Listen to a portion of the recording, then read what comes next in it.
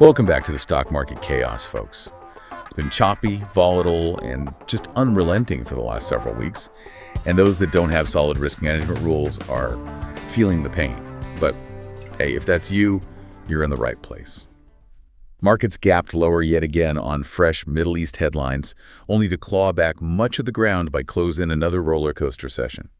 Yesterday's bounce faded hard and fast overnight as key levels gave way, geopolitics stayed front and center, and we're heading into tomorrow's data with even more uncertainty baked in. We're going to break this all down and get into what we're seeing. But real quick, before we do, if you're new here, welcome to today's stock market summary. And please note that none of this is buying or selling advice. We're just calling what we see happening in the charts as things develop. Yeah, and looking through the stack of charts for today, the S&P 500, the SPY is telling quite a story. It really is. It finally broke below the support trend lines we've been tracking.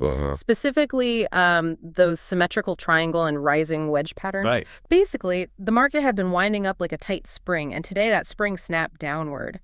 That's a pretty major technical breach. Yeah, but looking at the daily candlestick, there's a massive lower wick. Exactly.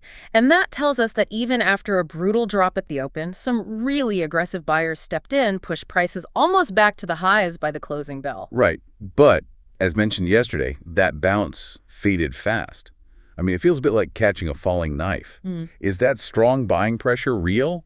Or just a dead cat bounce? That is the multi-million-dollar question. The volatility right now is just punishing. We also saw the small cap index, the IWM, fall squarely below its 50-day moving average. Ouch. Yeah. And maybe the biggest red flag, the US dollar, the DXY, is surging. When the dollar gets more expensive, it historically puts a heavy ceiling on any equity rallies. Okay, but digging into the sector breakdowns, not everything is bleeding. I noticed healthcare, the XLV, is still in an ascending triangle, just maintaining its floor. In transportation, the IYT managed a really strong close despite the morning gap down. Why are they floating?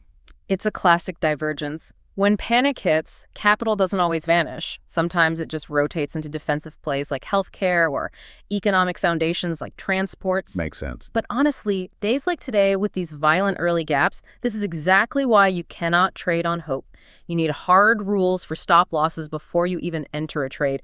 Without strict risk management, the market makes the emotional decision for you, and that usually ends badly. Yep. And, we teach these exact defense mechanisms in depth over in Grok Trade's mentorship program. It's serious, structured coaching, and we actually support you completely until you've recouped your initial investment. Surviving this kind of chop is where real skill is forged. Hey, don't forget, if you've got a stock you're watching or a question about the markets, let us know in the comments. We want to know what you're tracking to make these videos more relevant if possible. And we'll do our best to talk about what we see in a future episode. And as always, drop a like if you appreciate these market summaries and click subscribe too so you can stay updated.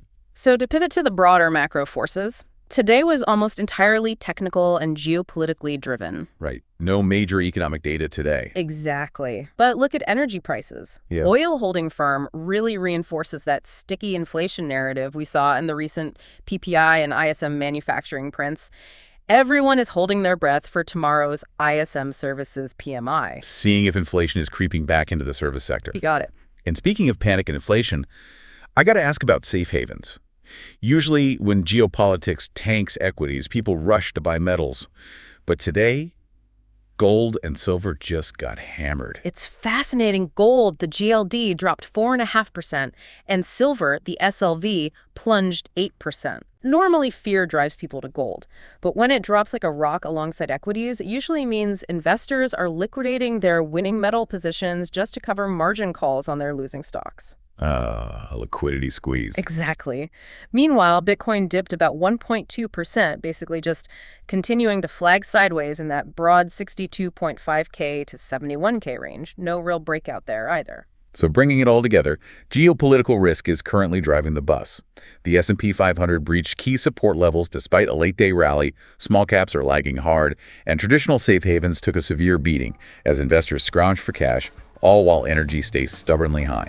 Will the bulls manage a defense here, or are we finally seeing that coiled energy in IWM and elsewhere start to release downward? Have a great rest of the day, and we'll catch you in tomorrow's market summary.